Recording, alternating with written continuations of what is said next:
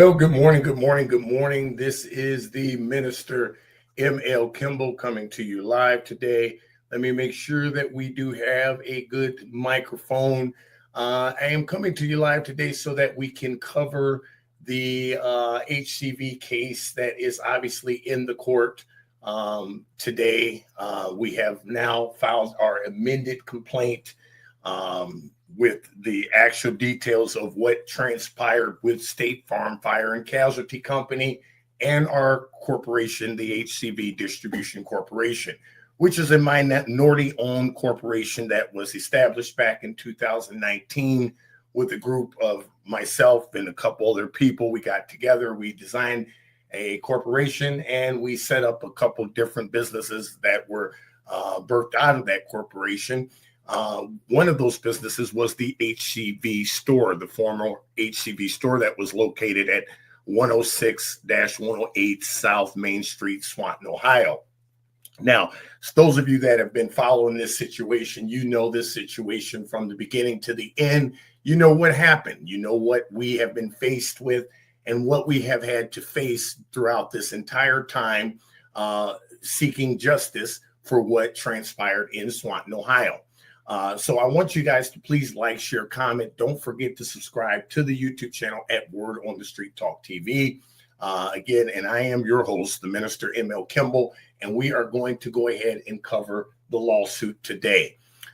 So obviously this is filed in the Court of Common Pleas, Fulton County, Ohio, case number 25C, V as in Victor, 00001. You guys can look this up yourself on the Fulton County website, Common Pleas website, which obviously this is where the complaint has been filed. You guys see that it's been stamped. So this is the case, and we are covering this with you today. HCV Distribution Corporation Incorporated versus State Farm Fire and Casualty Company and Jeff Lambert, which is located at 114 East Airport Highway, and he was the former agent of our policy. Complaint and jury trial demands. So obviously, again, we are requesting a jury trial in this situation because we have not been treated fairly throughout Fulton County. I mean, this case has been going on since 2022. We even have evidence of conversations between myself and the mayor, the current mayor of Swanton, Ohio, Neil Tope, direct conversations of describing the mistreatment and what we experienced with the Swanton Police Department. This went on without any type of anybody addressing it. There was no type of investigation of it, and it was just disregarded and overlooked. So we are going to file action against the Swanton Police Department as well. But we are dealing with this situation with State Farm and obviously the separate situation with McNeil Chevrolet. In my opinion, they're all involved. I don't know who to trust in that entire community, because at the end of the day, we were successful business owners, and the morning that our business was broken into, we became suspects. We were treated just like criminals. We were never treated like the victim from the beginning when we made our first complaint. And this complaint highlights in details what we actually experienced, even though it's still a little softer than what I, would expect, because I was the one that experienced it. It does cover what truly went down when we lost our business back in 2022. So I'm appreciative of that, because now the courts get to actually see what has been hidden over the last few years here. I mean, every complaint that we have filed in this court, based upon our previous legal representation, we were told not to mention all of the things that truly happened. Don't mention the racial discrimination and all of the things that we experienced, but that is something that should have been mentioned a long time ago. You cannot let these companies get away with discriminatory practices just because they feel like they can. Not at all. No, sir. There's a lot of things that happened throughout this entire time, and we're seeking the court's judgment because these guys are not going to get away with it. Simple as that. So obviously a complaint and jury trial demand. Parties and jurisdiction: Plaintiff HCV Distribution Corporation, Inc., HCV, is a corporation duly organized and existing under the laws of the state of Ohio. So let's stop right there. This is not some backyard business that was created with one guy. This is the way that State Farm has made this look the entire time, as if this was just a guy that opened up a business and had some insurance. That's not the case here. This is a duly organized corporation that has been existing under the laws of the state of Ohio since 2019. Now, its principal place of business is now located at 2034 Austin Bluffs Court, because that is the current mailing address, because our mailing address has no longer in Swanton, Ohio. It's due to what we have been fighting for. We've lost our entire business and location due to what this mistreatment by State Farm and all of these other people. Plaintiff is engaged in the wholesale and retail distribution of cannabis oil, CBD products, and maintains business operations throughout the state of Ohio. That is 1,000% correct. You guys can go back years upon years, even years when I was in Denver, Colorado, on the fields, in the farms, on the scene when CBD became as big as it is today. This is something that did not just start in 2022 or 2021 when we had 3 different retail locations. We started this corporation again back in 2019. Defendant State Farm Fire and Casualty Company, defendant or State Farm, is a corporation organized and existing under the laws of the state of Illinois, with its principal place of business located at 1 State Farm Plaza, Bloomington, Illinois, 61710.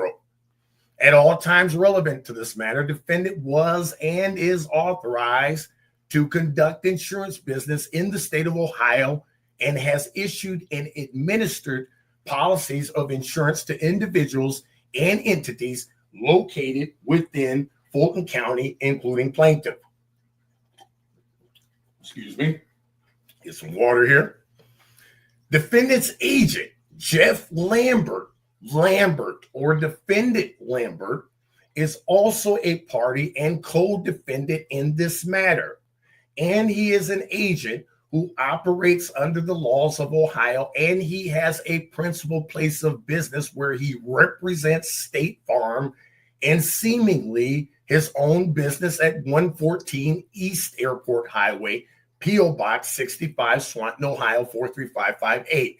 Understand, guys, Mr. Lambert was the agent that supposedly was representing our corporation through State Farm. He's the guy that signed our company up with the policy, but yet the same guy who ignored our calls the day that our business was broken into. In fact, his office ignored us 4 different times before we took the initiative to make the claim with the State Farm corporate office. So explain to me, like I'm a 2-year-old, why our business is broken into 6 miles from our agent, and we tried to notify him and he does not respond. I don't understand it. You have to explain that to me.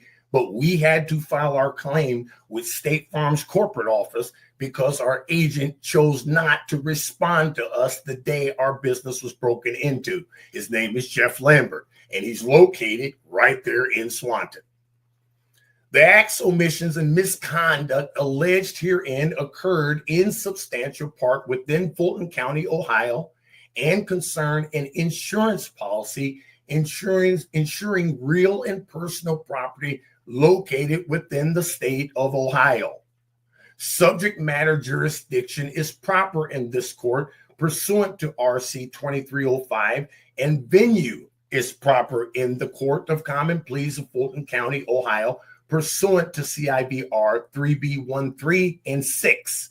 As plaintiff resides in this county, the insured property is located in this county, and the acts and omissions giving rise to this complaint occurred in whole or in part in this county. General factual allegations common to all counts.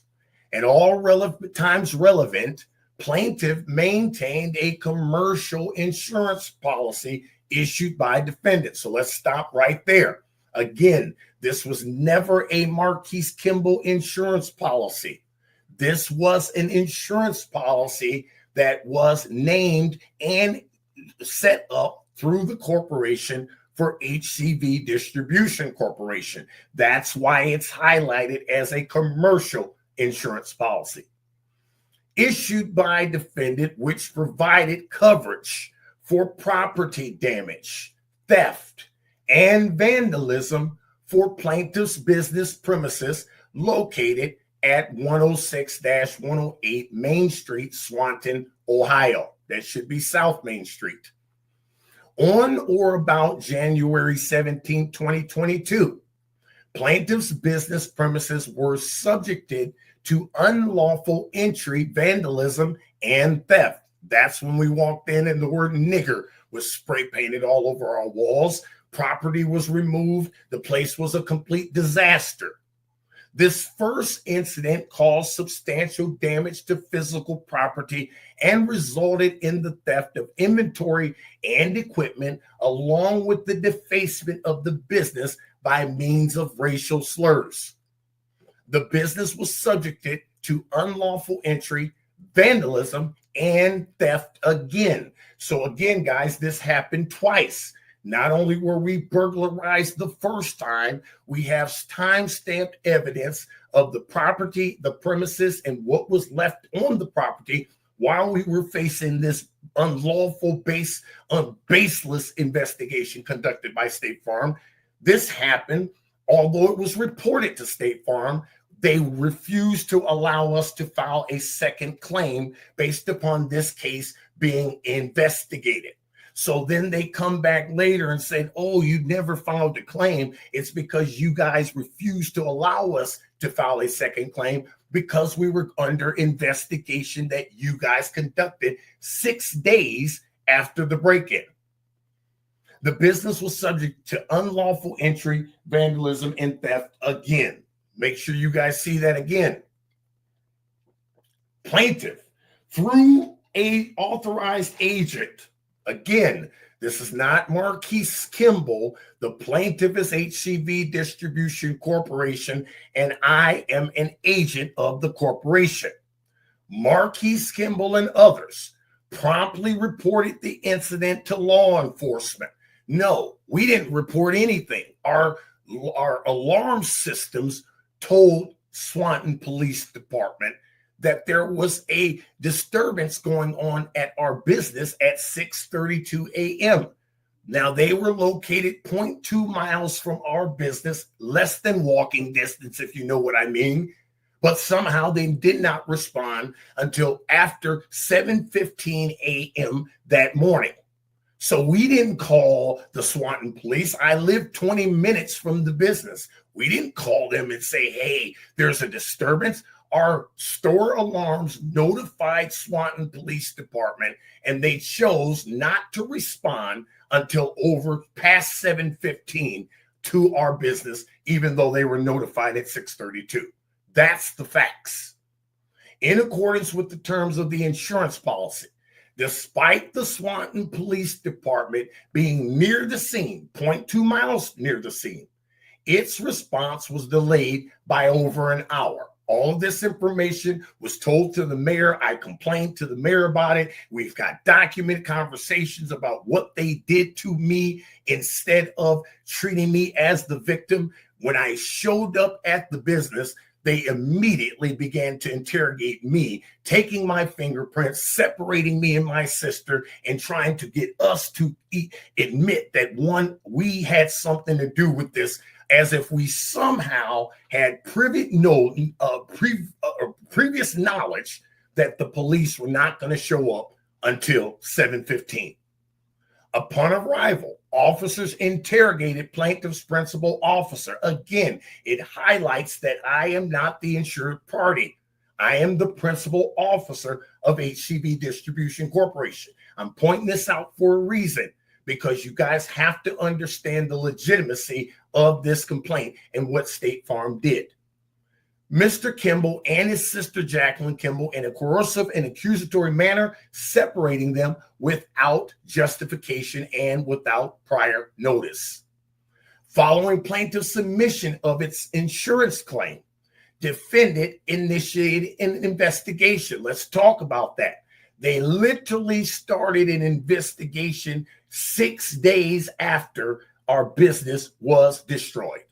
So instead of being the good neighbor as they claim and trying to help us get our business started back up, these guys immediately put everything on hold and initiated a baseless investigation 6 days after our business was destroyed.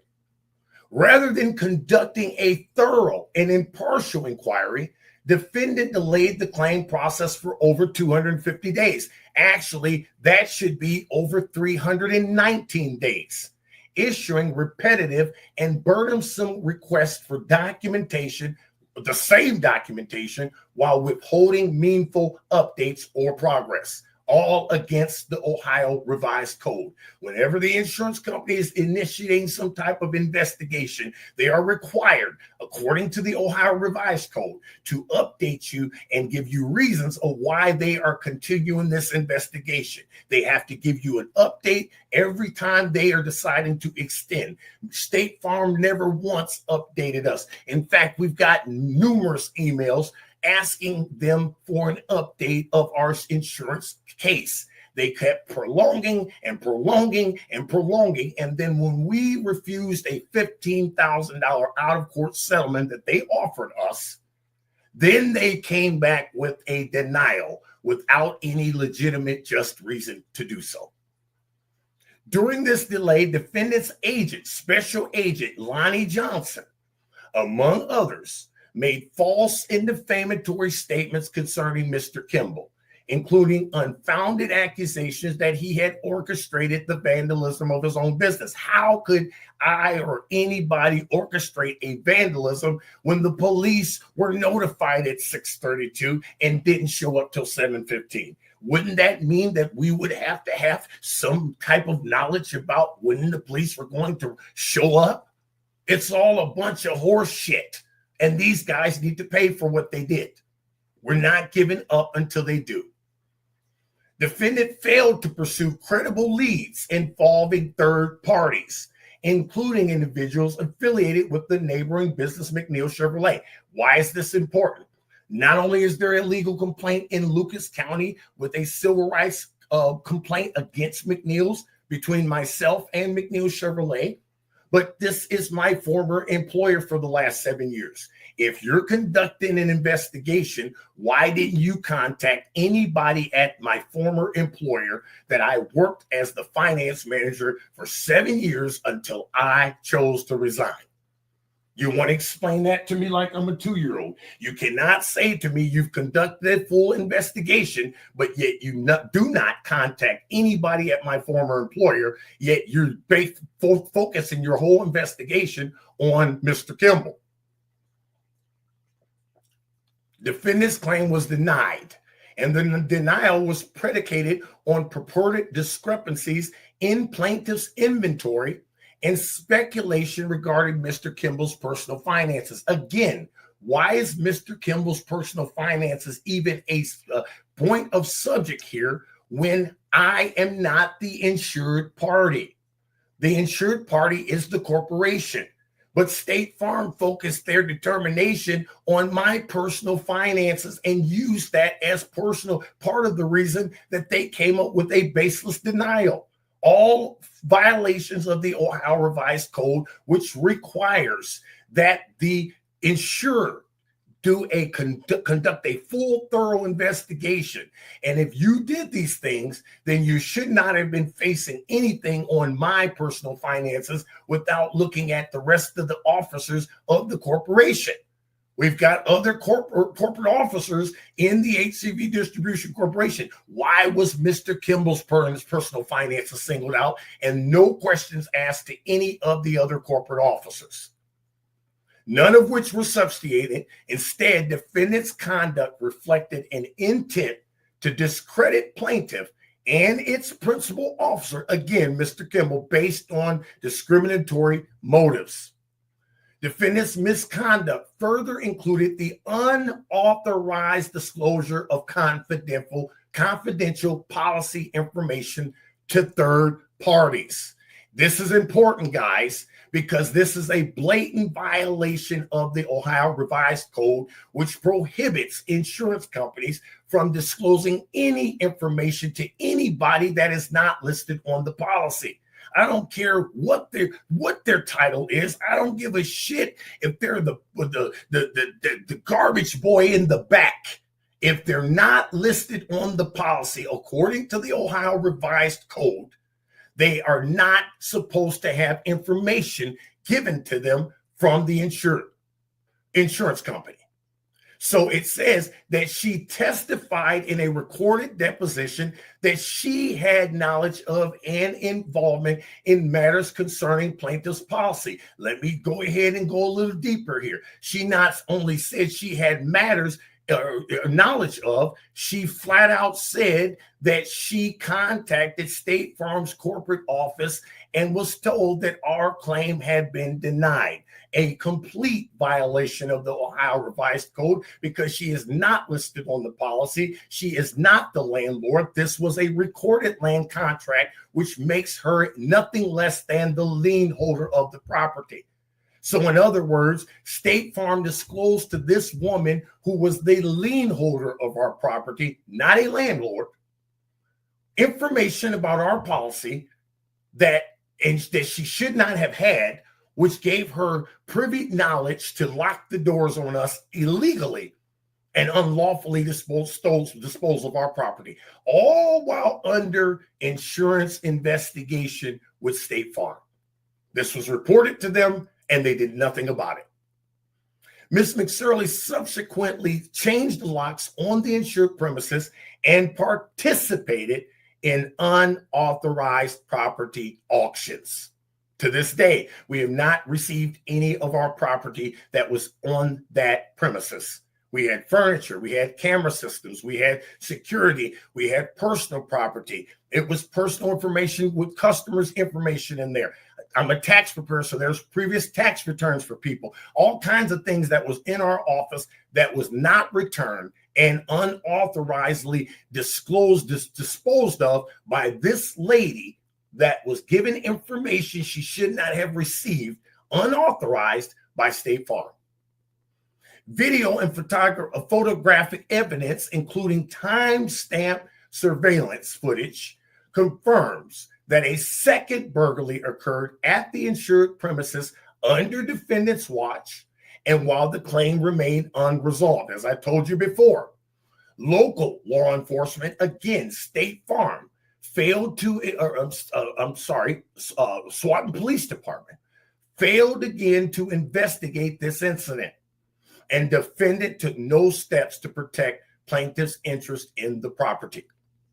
Defendant's acts and omissions included but not limited to the publication of false statements, failure to conduct a proper investigation, racial animus, unreasonable claim delay, and breaches of contractual and legal duties have caused plaintiff to suffer significant financial loss, emotional distress, and irreparable harm to its professional and personal reputation.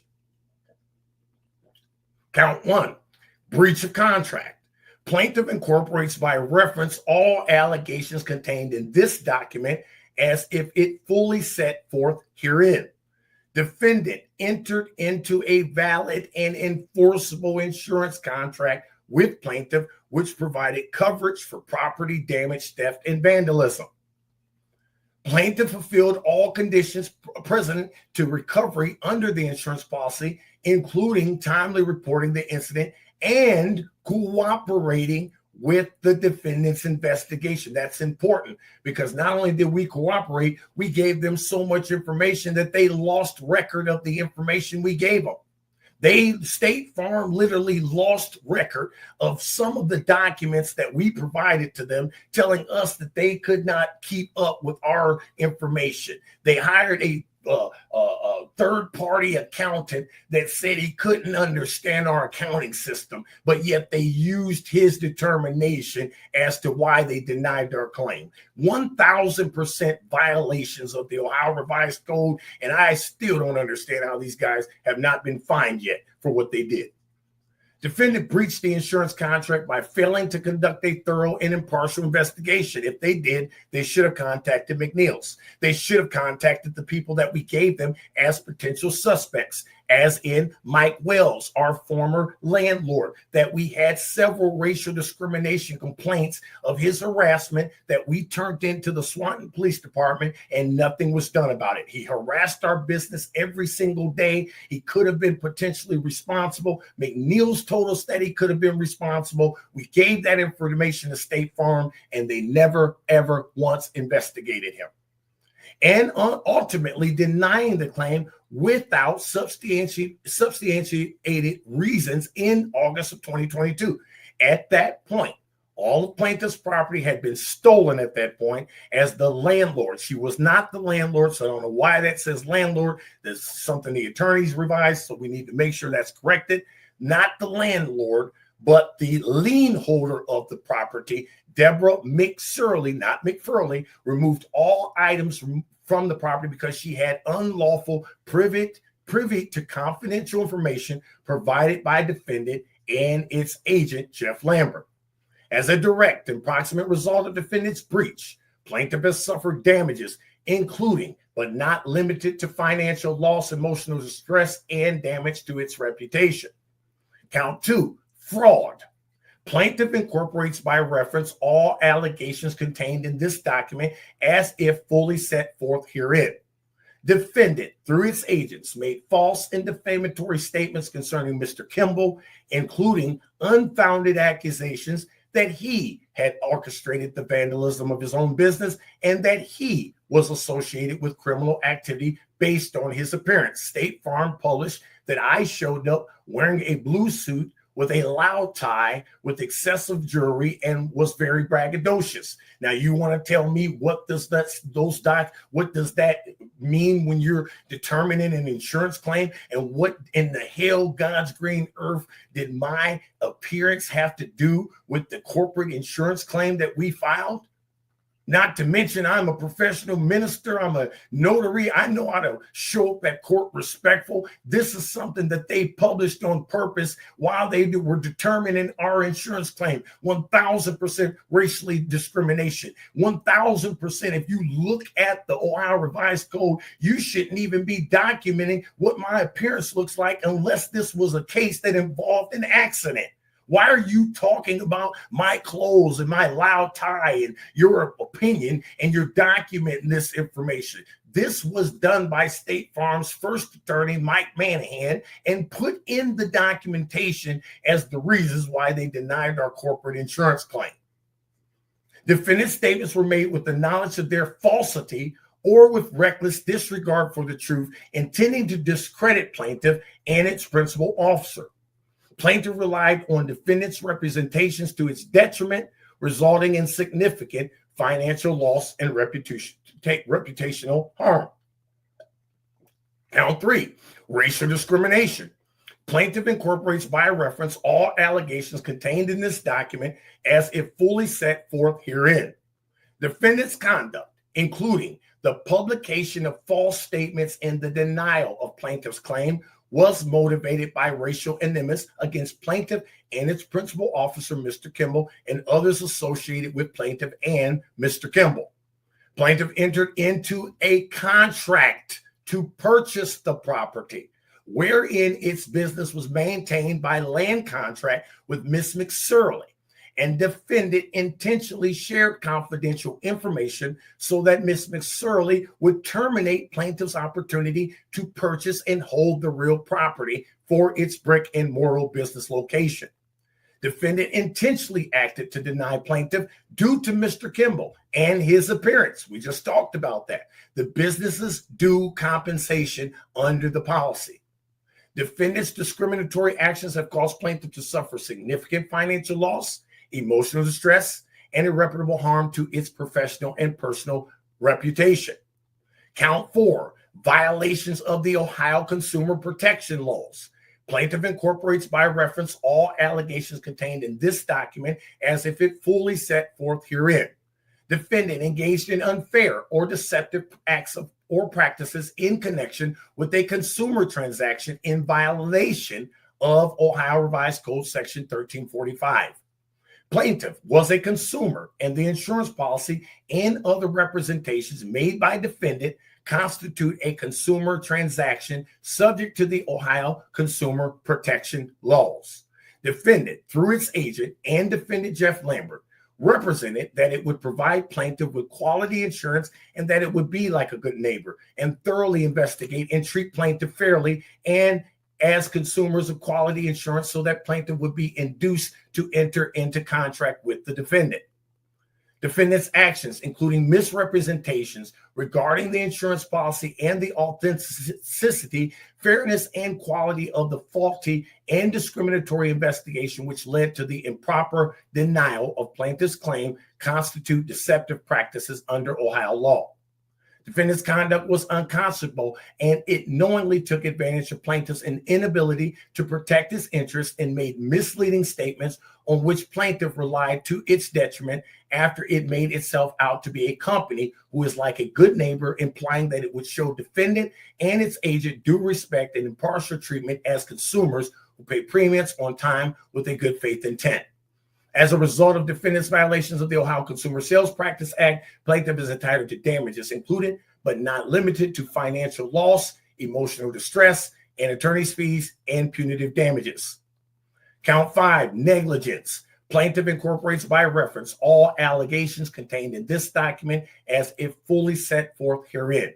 Defendant Lambert had a duty as plaintiff's insurance agent to not share confidential or false information about plaintiff or its employees and executives, which would harm plaintiff with outside individuals. State Farm corporate office did that based upon under oath evidence, as well as Jeff Lambert, the agent for State Farm. He said under oath that he was talking to not only Deborah McSorley, but Deborah McSorley's sister and her brother. None of these people were listed on our corporation's policy and had no authorization to be discussing anything concerning our corporation with our agent. Defendant Lambert further had a duty to properly inform plaintiff regarding the claim, which he never did, and the legitimacy of defendant's operation as an insurer, and how its business model was to take advantage of those who are subject to stereotypes that would diminish business legitimacy and hence leave those disadvantaged subject to denied claims without justification. Defendant Lambert shared false and confidential information with individuals, and that sharing of information harmed plaintiff and was the reason plaintiff lost its opportunity to own real property through a land contract and lost its property without due compensation under the insurance policy. As a result, plaintiff lost its real property and was not treated fairly during its claim process as insured and did not recoup funds that should have been due and owing plaintiff by defendant. Conclusion: wherefore, plaintiff prayed for a judgment against defendant to include compensatory damages, consequential damages, special damages, all economic or non-economic damages applicable, punitive and or exemplary damages, attorney's fees, court costs, interest, and any and all other relief found to be just and proper by this court or the record as it become apparent. Respectfully submitted. Both of my our corporation's attorneys. It's been respectively submitted. We're demanding a jury. Obviously, plaintiff hereby requests a jury demand for the jury to decide all issues triable to a jury. And a certified copy was sent to the parties. So as you guys can see here, this is the actual official complaint that has now been amended and filed in Fulton County Court. And at this point, we are seeking a jury and we're waiting for the court scheduling. If State Farm wants to take this thing to trial, we are ready to go back in before the court because they will be held accountable for the things that they did to cause destruction on our business. Thank you for your support. Please like, share, comment. Don't forget to subscribe. If you choose to donate to our platform, you can do so by using our hashtag at hashtag donate KNSMIN. I am the Minister M.L. Kimball, and it has been my pleasure to go over this with you today. Be blessed. Until next time.